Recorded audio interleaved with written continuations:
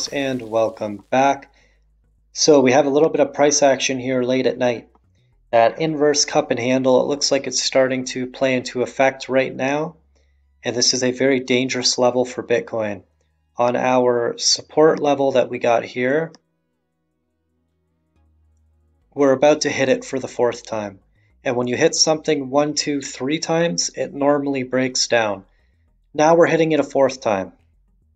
So this is extra confirmation that we want this price down here. Okay.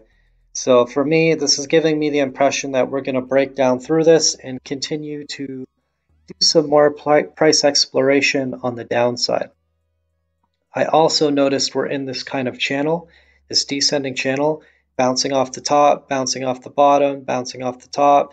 So we should bounce off the bottom, which would be way under this angular support line. It would bring us to around $32,000, maybe even lower to $31,000 before we see another bounce, which probably won't hold.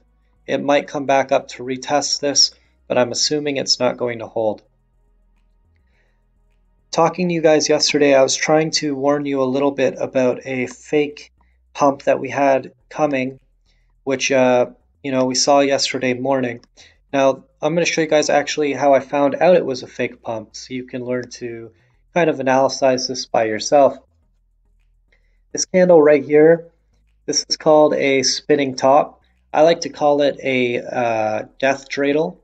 And essentially, when you have a wick going down and a wick going up, and you have this red candle here, this looks kind of like a dreidel, right? Kind of like a spinning top. So this would be confirmation of more of a downtrend. Just like we saw here. We had that same candle, we had a middle body, a nice head, a nice bottom, and then we dropped. When we had that big pump up, I'm pretty sure that pump was out of fear. I think it was a fear pump because they knew we were coming down to this support level here, the last support that we had, and the market was saying, okay, we need to bring this price up. Not, hey, Bitcoin is actually worth this price. They're saying, no, we need to bring this up. If we don't bring this up, it's going to come back down. And that is not the type of pump you want to buy into. That's a fear pump, and it's not good. So a lot of this stuff is psychological as well. It's not just about reading patterns. You also need to kind of look at the support levels. If we look at the area where we actually bounced, I didn't like the area where we actually bounced here. I just didn't, it was just, when you hit something 3 times, you're supposed to come back down. That's the way it is. 9 times out of 10, if you hit something 3 times, you break it. So if we're on the uptrend here, I'll give you an example. If we're on an uptrend here, we broke this 1 time, we break it 2 times. So what we would need is to bounce off here and break it a 3rd time. And after you break it a 3rd time, then you should be going up. Now, if you're hitting it 4 times, man, that's just one extra step of death kind of waiting around the corner. That's just an extra confirmation of, okay, it's hitting this 4 times now.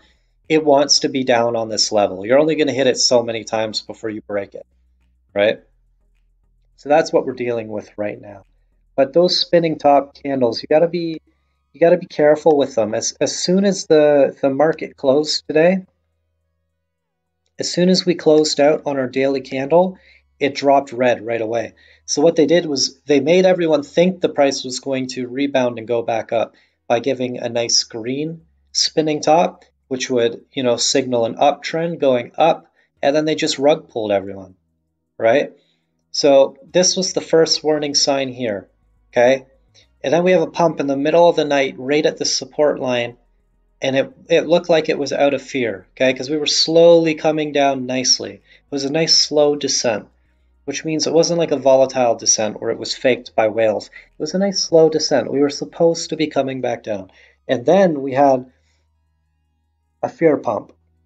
So those two side by side right there, that's a bunch of disaster waiting to happen.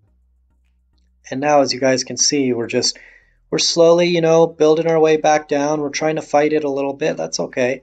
It's just making some support levels for later.